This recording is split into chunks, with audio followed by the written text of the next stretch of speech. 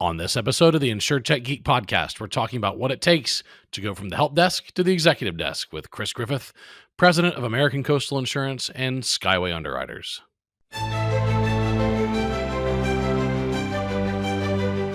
The InsurTech Geek podcast is all about technology that's transforming and disrupting the insurance world. We'll be interviewing guests and doing deep dives into specific tech we see changing the industry. We're taking you on a journey through insurance tech, so enjoy the ride and geek out. Terra, this week's episode sponsor, is revolutionizing the world of workers' compensation claims and policy management. Terra's cutting-edge platform empowers insurers with comprehensive benchmarking tools, robust management systems, and an integrated ancillary services marketplace. Discover how Terra is driving innovation and efficiency in workers' comp at terra.insure. That's terra.insure. And we are back with another great episode. With me, of course, my illustrious co-host, the most interesting man in insurance. That's right, Rob Galbraith. How are you doing, Rob? Doing well, James. And for those loyal viewers of ours, you can see that I'm in the process of we're going to be selling our house. So I got some clicks off this house and all that. So still staying in San Antonio, but we're downsizing. We've got one out the door, one that's probably ready soon, and our youngest just turned 15 this past weekend, so she's not quite there yet, but already pesking me to learn to drive and all that. So we made the decision to go ahead and start that process of downshifting. Wow, that's a big deal. Yeah. Okay. And I've seen people like downsize and then like bounce back and upsize again afterwards. They're like, "Oh, we didn't mean that small." And but whatever works, man. That sounds great. As long as you're staying in Texas, I'm good. Yep. Nope. Staying local for sure. I mean, she's our youngest, just finished freshman year of high school, so you know how that is, James. And that was like number one question. Like, do I have to change schools? We're like, nope. Nope. Definitely stay in the district. Yeah, don't make them change schools or change friends. That'd be terrible. With us from the beautiful St. Petersburg area, Tampa Bay area of Florida, longtime friend and colleague of mine, Chris Griffith. Chris, how you doing today? I'm doing great. It's about 75 here, sunny, terrible weather. Terrible weather, gonna play tennis later, it's it's all good. 6 o'clock. I knew it was going to be today sometime. That's awesome. So, Chris and I, like a few of my guests, you invite some longtime friends on. I've invited Chris on a couple of times, and he for various reasons it had to wait until now, and so I'm so excited that he was able to come in and talk. He's a rare breed. He's president of a pretty good size insurance company now, but started out literally working help desk.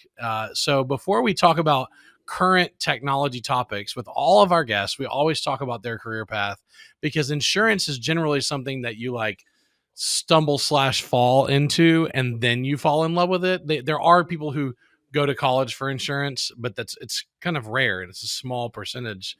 Most people do other things and then discover insurance later, and we're like, oh yeah, this is where I'm supposed to be. And you definitely are in that category, are you not? Well, fun fact, before I was on the help desk, I was actually a repo man. I have been shot at. That's a story for another day. But yeah. Yes. that's for like a different, I feel like that'd be great for my cousin, for my other listeners out there. I have a famous cousin, Theo Vaughn, who's a really well-known podcaster, and that would be the kind of person that he would interview as a repo man. He would love to have a repo man on his podcast. I can only imagine his stories about the repo man from his hometown. He has one. He has the best hometown stories. Side note, it's as I record this, it's Tuesday, March 25th. He's coming here tomorrow. He's performing at Texas A&M. I've been harassing him for years to come perform here. He's performing at the basketball arena. It's sold out, of course. And so we've got the Return of the Rat tour with Theo Vaughn coming. So I'm excited. But he would totally love hearing about that. I would love hearing about the repo story, but we need to go even farther back. Where were you born and raised? And then like, where did you end up going to school? And tell me about that path. Born in Michigan at 3, I moved to Texas and grew up, spent my formative years in Cleburne, Texas. Cleburne. Which is why I have a shirt with Texas logo. Nice. I am a Texan, even though I was not technically born there. My dad was born there. His grandfather was in the Navy. He was actually born in the Gulf and claims Texas, even though he didn't grow up there. So I think that's a little unfair. I actually grew up there, started school at UTA in electrical engineering, and got into circuits lab and realized I couldn't tell the difference between the red and green wires. I didn't know I was colorblind. Found out in lab that I'm colorblind. So obviously electrical engineering wasn't the career path for me. Switched to computer science and found my home, and transferred to University of South Carolina, go Gamecocks, and graduated with a computer science degree with a computer science award for the school, top computer science student, and then left my life as a repo man while I was in college and decided I should probably go use my degree. And wait, when you got shot at, was that like the moment you're like, maybe there's a different career path for me? Maybe chose a poor start. Yeah. And actually applied from a newspaper. This is I'm dating myself here. Applied to a newspaper ad for a help desk analyst at a technology company in Greenville, South Carolina called DataStream. And they hired me, and from there, my career went to .coms, and .com boom was happening. It was super fun. I had a ton of stock options that were now worth the paper they were printed on. But those were the days where you could write your business plan on a napkin and get VC funding. And people were, and I joined several of those as a Java developer. This is when Apache was alpha mode. Java was brand new. Had never really been a Java developer, but we could figure it out. And then got a job as a ASP developer. It was all brand new. Microsoft had the first debugger. Yep. And I'm like, what is this? This is cheating. It is cheating. It was cheating. You come from Java to ASP and you're like, wait a minute. I can just click a button and it steps through the code. It was totally cheating. Again, never seen ASP, but you take the job and then you figure it out. Yeah. And our team did, and we did great work for every one of the .coms that we were at. But unfortunately, the business plans were all flawed. I was at the first ever online furniture company. Fun fact. That couldn't figure out how to get the couch. They could get the couch to your city, but they couldn't figure out a distribution model to get it from the city to your home on a schedule. So we were drop shipping couches at 2:00 in the afternoon on people's lawns, and they didn't seem to like that very much. Isn't it funny how like the .com boom wasn't necessarily flawed ideas? It was just flawed ideas. It was a good idea at the wrong time, because a lot of the concepts, like home grocery delivery and shopping for furniture online, these are mainstream concepts now that are profitable and they work, and but it just needed a lot more infrastructure. So it was almost like the dreaming was like 20 years ahead of the ability to pull it off. Yeah, it's the convergence of technology. It wasn't there. Yeah. There was no Amazon. Think about that. Amazon wasn't even a thing yet. Yeah. Not even a bookstore online yet. So it was early. The .com crash happened, and couldn't find a job. I went from making $70 an hour as a contractor, thinking I had made it. Right back then, I'm like, okay, I've made it.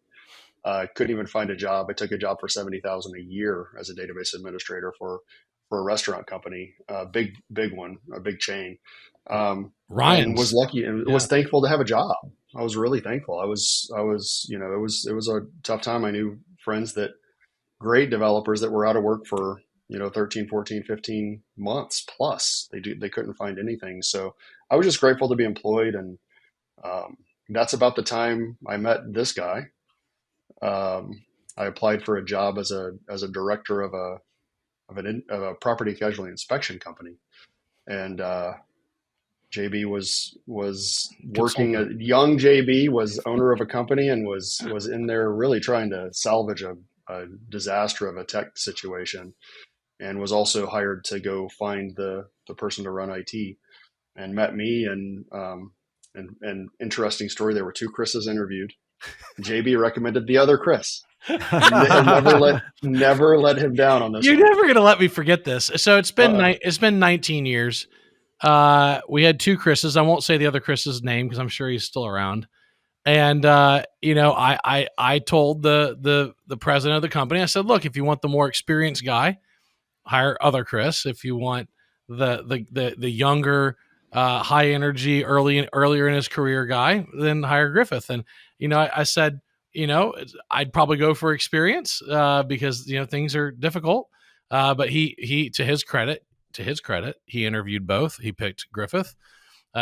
Chris and I had an awkward first day on the job where we kind of circled each other like two dogs in an arena, trying to figure out what was going to happen. And then we started working together on a project to rebuild their systems. Had to spend 14 weeks in a small room together, writing a 400 plus page manifesto. It was 550 pages. 550 there. JB and I spent 14 hours a day in my office for 14 weeks, and I think we each gained 40 pounds at this point. We gained a lot of weight. We just were eating and writing. That's all we did. We ate and we wrote this document, and we put that technology in place, and they ran off of that tech platform for a decade. At least. Yeah. Yeah, and then you had an interesting path. You ended up going over to a large independent TPA called CCMSI, running their enterprise development team. You did that for really functionally 5 years. You then got tapped to go to Safety National as their CTO and eventually their vice president and CIO. Again, both of those were really largely work comp technology assignments. And then safety is pretty good size entity. And then from there. You went to be the CIO at American Coastal Insurance Corporation, ACIC, for really 6 years, and then you really had like three. I'd say you had two CTO CIO gigs, and then you had a head of app development gig. So what was it like to kind of jump into a much larger scale with those three companies? Versus what you were doing as a consultant, developer, then Ryan's Restaurant Group, and then, and then at the inspection company. What was that like to jump into a much bigger scale? It was great, first of all. And I would like to encourage everyone, the path that I took wasn't this linear, next thing. You go from help desk to manager to director to CIO. It wasn't as clear as JB made it sound there. It was more like this. The .com boom was a high, and then it crashed, and it was a low. And then I got this job as a director running IT for a company, and I thought, okay, this is what I'm meant to do. And there was a moment when I was looking at it thinking, okay, do I stay here in this smaller company in a larger role, or do I take a step down, become a manager and go to a bigger company, but manage a IT team? And it was, it could have been seen as another dip for me, but I looked at it as an opportunity to go learn something new. And I'm really glad I did, because I went from the inspection side to the back end to the claims handling side, and I got to learn how claims are handled at a TPA.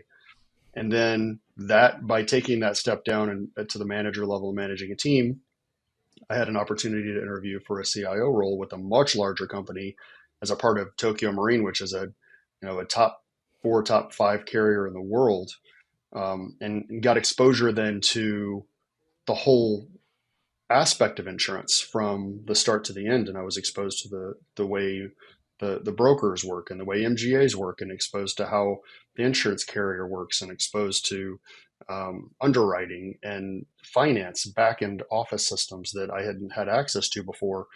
And then also got to travel internationally and got to go meet other CIOs from around the world and hear their stories about how, their journeys through their career, and also all the different projects that were being worked on, and got an opportunity to participate in global project teams where we were looking at implementing enterprise-wide software on a global level at multiple companies. And if I hadn't taken the opportunity to take a step back occasionally, or to kind of dig down and learn how the business works, I wouldn't have had those opportunities. And then always wanted to be in Florida. The opportunity here opened up at an executive level as a CIO, and got an opportunity. I wouldn't have had that if I hadn't, again, taken the time to go, move my family to the Midwest and go to St. Louis and work for a great company that was a part of a huge organization that gave me the experience that this company was looking for at American Coastal. Then I came here as a CIO, and I didn't just stop there and say, you know what, I made it. I'm gonna sit here and work on IT for the rest of my career. I also take that opportunity, go learn American Coastal. What is this? What is the business? How do they what is their niche? How do they make money? What is unique about this company?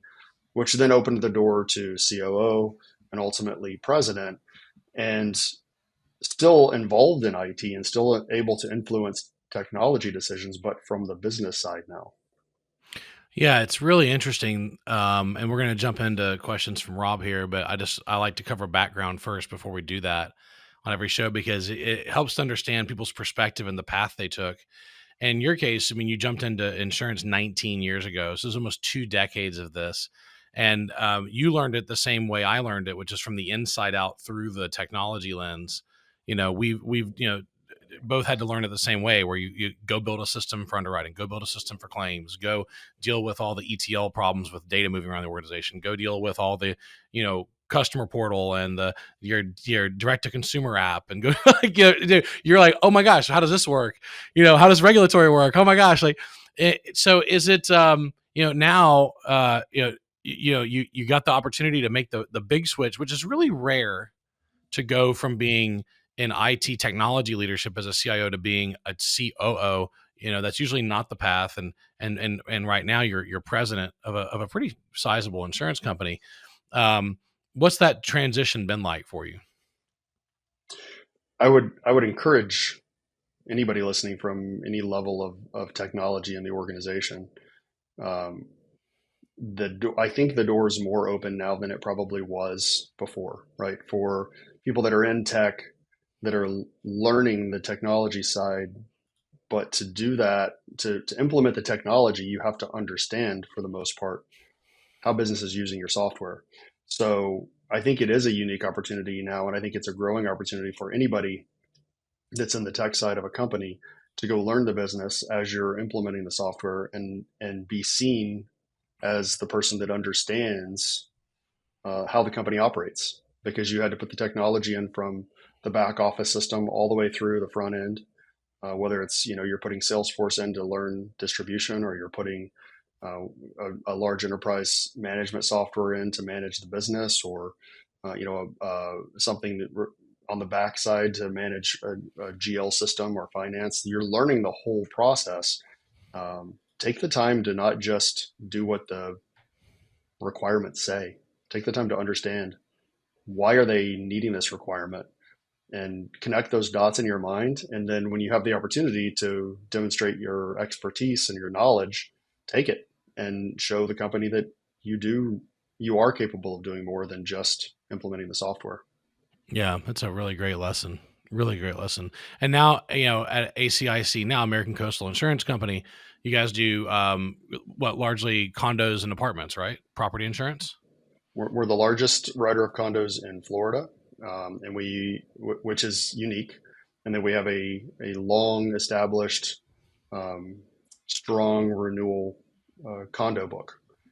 But we're also a startup, and we have a startup MGA internally called Skyway Underwriters that has started writing apartments. So it's really fun because I get the opportunity to manage a well-established company that has a great reputation in the market and knows how to write catastrophe exposed property in Florida, but also run a startup that has new tech, that has new teams, new people, and is doing new things in the state, bringing new opportunity, bringing new capital into Florida, which is a great message. Yeah, it absolutely is, for sure. Awesome. Rob. Great to have you on, Chris. It's a pleasure to meet you. It's great to hear about your background with James. So thrilled we could finally make this happen to bring you on the podcast. So I'm curious, like in your current role, clearly, right, you've got kind of a good niche in the market that you're really focused on, that you do a great job on. Like you said, you kind of have a history, but yet you also kind of have this startup ethos. And I'm imagining the reason you got the role as president is technology is somewhat integral to everything that you are doing and are looking to do going forward. So maybe you can talk about some of those lessons that you learned. You talked about like the .com days, learned a lot of, how not to run a business through some of that. And, maybe just help our listeners understand, like, what is that technology background? How does that help you today in your role? And how are you leveraging that? Or, maybe some examples of technology that you're leveraging to do things better. Sure. So my early career, I started as an Oracle DBA, actually.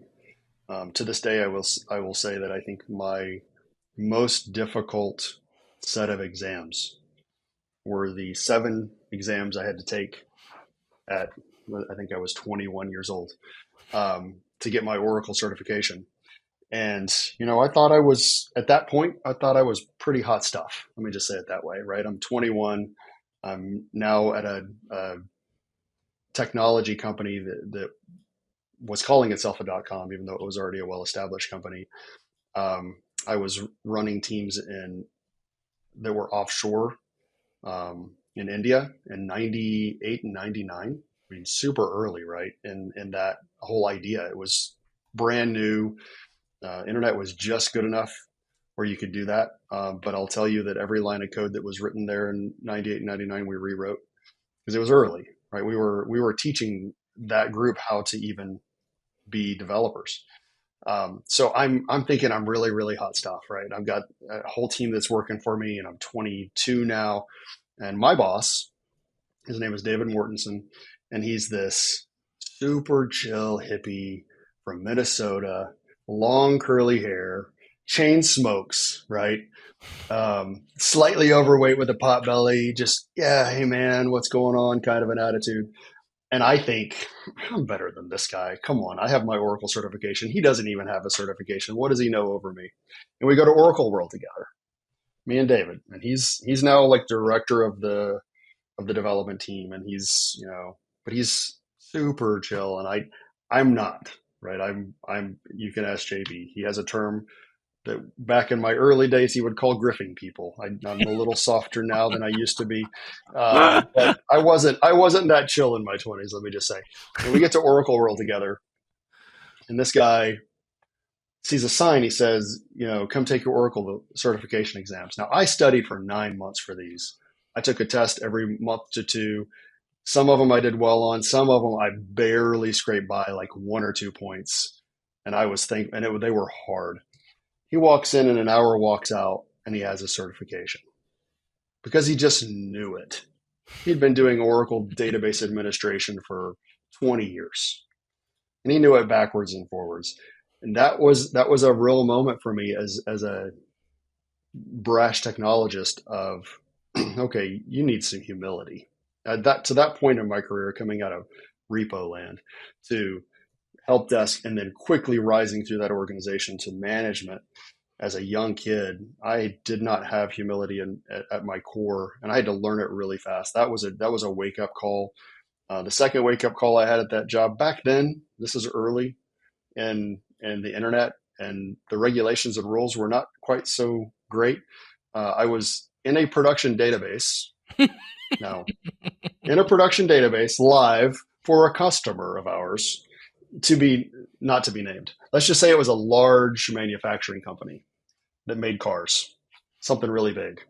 And I was in and I wrote a terrible line of code on a Sun system that basically I was trying to take some files off of that were trash out of their system. And I accidentally did instead of star dot extension, I did an RMRF JB. Oh, recursive delete. No. Hyphen slash. I was supposed to do hyphen slash dot txt or whatever. I accidentally put a space between the asterisk and the dot txt, which told the system delete everything from root with a recursive force. Everything's gone. No restore. No control Z to back it up. Nothing. Was there a sudo at the front of that too? Yeah. So it was gone. Yeah, it was super And user I sat access. there. Yeah, I was super user. Oh, for sure. I was a super user. No, I was in their production system trying to fix their database. And instead I wiped out their entire production server and spent the next 12 hours restoring it myself.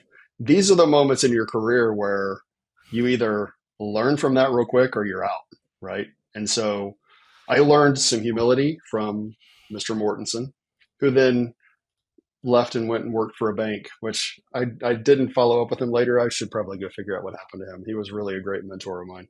And then to learn, the quadruple check what you type when you're typing into a production system or when you're writing a SQL query. These are things that you learn.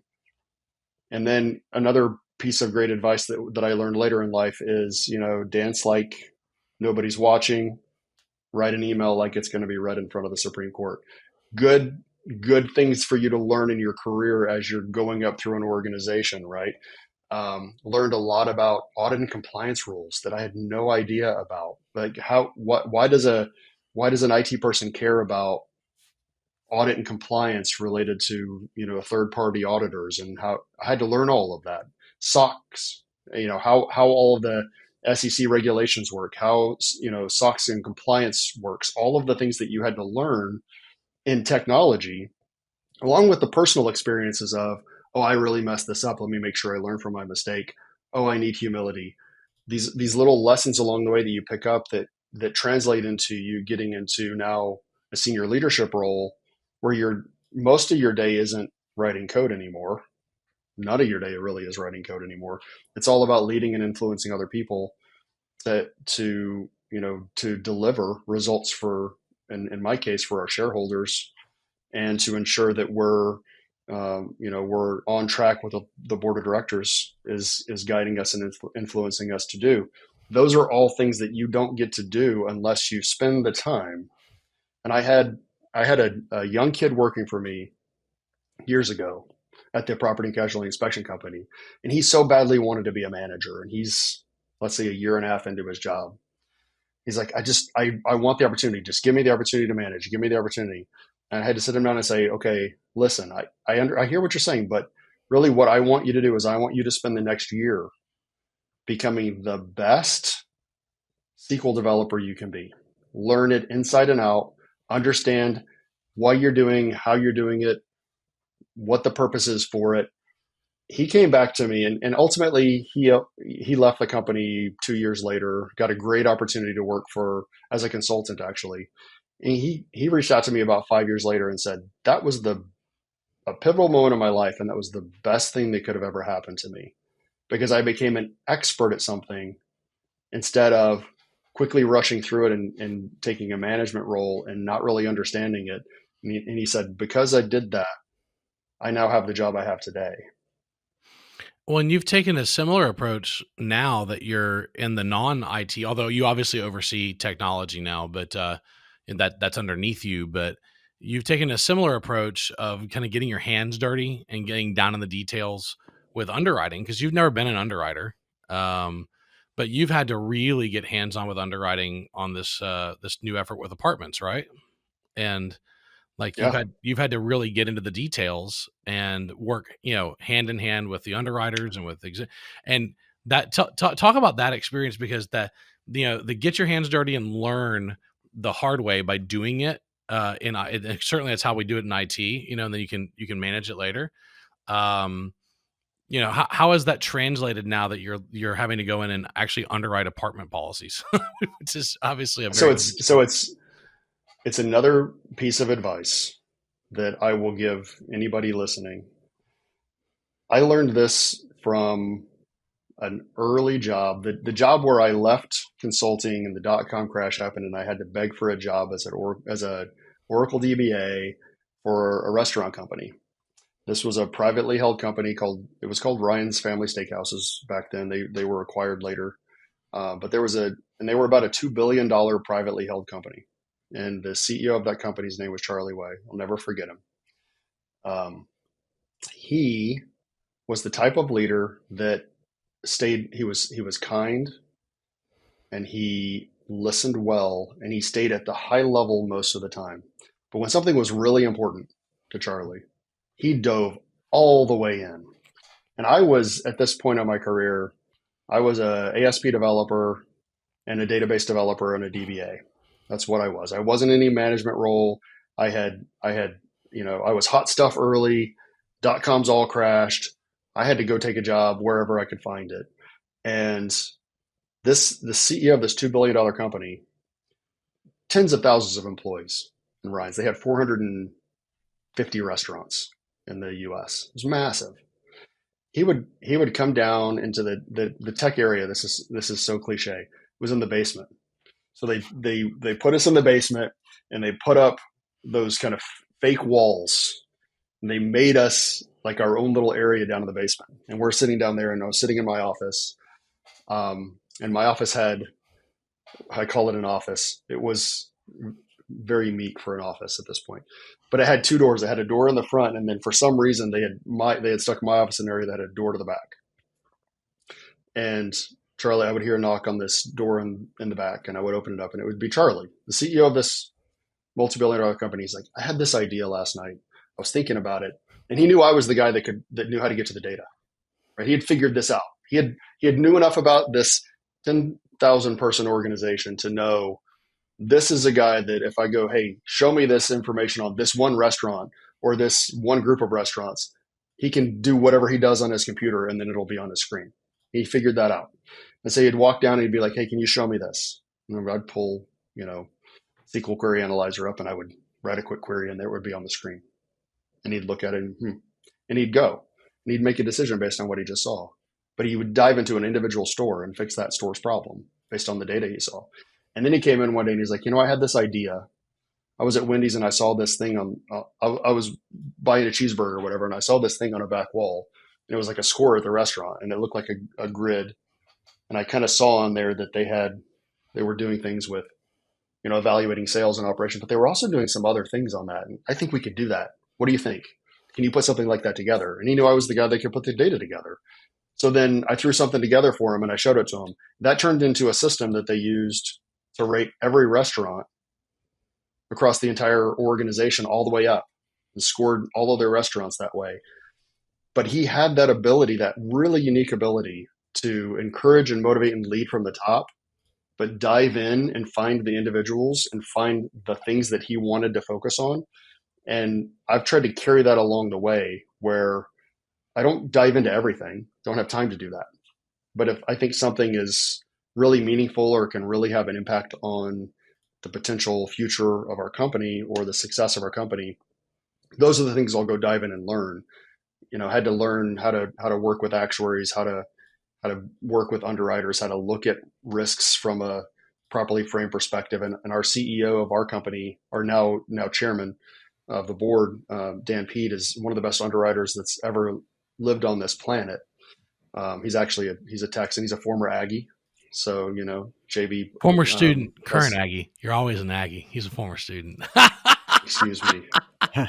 One of those. He's one of those. I'll just put it that way. He's an Aggie. I am not one. But he is a teacher too. And, I just sponge that. If he's going to teach me how he thinks about a risk and why we insure what we insure, I'm going to go learn everything I can from him inside and out. That's awesome. Rob? So, Chris, obviously you've seen a lot of technologies over the years. So what's out there today that you're excited about, that you guys are experimenting with, that's going to shape the future of American Coastal?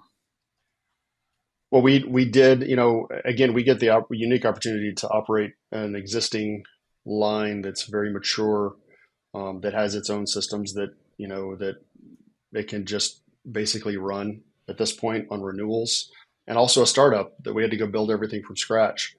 So I did have an opportunity to and our team had an opportunity to play around with some of the newer things as we were launching our apartment line. Everyone's going to say the same thing I'm going to say. AI is something we're always watching, especially in insurance. We're very interested in how it can assist the underwriter. Not yet ready to declare that it can replace the underwriter, because I think that's, especially in our line of business, it's something that you still want the person with the eyeballs looking at something.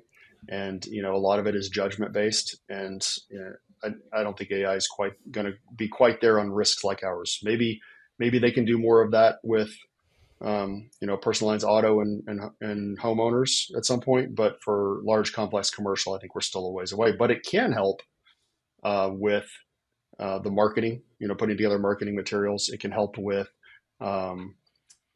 assisting the underwriter with gathering information and just putting it together in a way that it can be presented to the underwriter so that they can save time and not have to go dig for things. And it can help if we have a clear set of guidelines. It can help tell us when a particular apartment or condo doesn't meet those guidelines, that there's something that's just not quite right about it versus what we're seeing in the guidelines. So we're experimenting there. We have very sophisticated pricing models that do that do a lot of both analytical, prescriptive type analytics, but also predictive. We've baked in, quite a bit of tech there that helps guide the underwriter. And what's really interesting about it is we've done it really in Excel, but we use technology that allows us to put those Excel models in the cloud and be able to call them like an API, which opened up just a world of opportunity on speed and ability to adapt. And when you're pricing the way we do, when you're looking at risk the way we do, and you're able to use judgment as you're pricing, and it's not quite as locked in and prescriptive, it's very powerful to be able to go in and look at how your model's doing on a daily, weekly, monthly basis and make adjustments to it without having to go through a full, SDLC to deploy changes. And you can more quickly adapt to the market. Awesome. Let's close with this. Like you've recently been part of a pretty rapid deployment of a policy system that works really well with property, the area that you're in. You were able to do it with a small handful of people in a few months, which is just kind of unheard of. It's almost Elon-esque, like as fast as he would go and implement things. You kind of grift the policy implementation process. Again, this was a very specific, narrow, line and property. I mean, there were some nice constraints that allowed you to really focus on this deployment. But where do you think we're heading in InsurTech now that you've been doing it almost 2 decades and you're able to deploy so much faster and work with some really amazing people? Help me understand like where you think we're going in InsurTech. Sure. So I'll take my president hat off and put my CIO hat on. So as a technologist, I'm excited most about the opportunities to operate differently, especially in a startup. It's harder to do this if you're in an established line that has, a big book of business and a big set of claims. And now you're having to think about conversion and all of the other things that go along with that, and how to get documents out of and images out of one system and into the other. And that's hard. If you're at a company that you have an opportunity to have a startup, even one line of business, my recommendation is look at what's new. Don't just go back and repeat or retread what you've done in the past because it seems like an easy decision. It's actually not the best decision. I think the best decision is go in the market and see what's new. We did that. We decided to go with a no-code platform. We took a team of 7 people, which was 2 senior level developers that were way overqualified for the role that I asked them to step into as configuration of a no-code platform, 2 BAs and a PM, and 2 QA people. And that team in 6 months deployed apartments from scratch. And so, but they had a lot of knowledge and experience related to implementing policy systems. They put Guidewire in, they put Duck Creek in. They knew what they were doing. So they understood probably better than business did what the requirements were of a policy system for commercial lines and for apartments. So it starts with making sure you have the expertise. But don't just go follow yourself or the market into one of the big three. Go look and see what's out there. There are new things happening every day in insurance and technology. There are new systems that are out in the market. There are new ways of pricing. There are new ways of paying for these things where you don't have to necessarily tie a percentage of your premium to them or lock yourself in on some kind of fixed amount at the bottom while you're trying to grow a startup line. Go explore the market, check out the new players, and see what's there, and don't just follow what you've done in the past. Yeah, amazing feedback. That's like fantastic career feedback for technologists, great feedback for people that are having to make difficult decisions about core systems and new things. I mean, that's a lot to unpack there. We could go another hour, but we are at time, and I know you've got a lot going on your plate. It's great to finally have you on. It's also great to hear about your journey, about what you've been working on, and all your guidance for people in the insurance business. Thanks, y'all. Appreciate it. Also, Rob, any closing comments? Yeah, just Chris, I really appreciate your candor. I can see why you and James get along so well. You both are really down to earth folks, even though you've achieved a ton. So if I feel like there's so many breadcrumbs that people could follow up on. So if we do have audience members that want to reach out, what's the best way for them to reach out to get in contact with you? You can email me, chgriffith@gmail.com. It's one of the original Gmail accounts back in Alpha Gmail. That's right. That's how I'm dating myself again. But yeah, you can send me an email. Yeah, and obviously he's on LinkedIn as well. But the Gmail is the easy one to get to. So that's awesome. Thanks, Rob, as always. Thanks, Chris, and thank you to all of our listeners out there. Either it's on video or audio or streaming, any of the channels that we broadcast on. We appreciate you joining us today to tune in to Geek Out, our interview with another InsurTech geek, Mr. Chris Griffith from American Coastal Insurance and Skyway Underwriters. See you next time. The InsurTech Geek podcast is all about technology that's transforming and disrupting the insurance world. And your host, James Benham, that's jamesbenham.com, with co-host Rob Galbraith at endofinsurance.com. We're taking you on a journey through insurance tech, so enjoy the ride and geek out.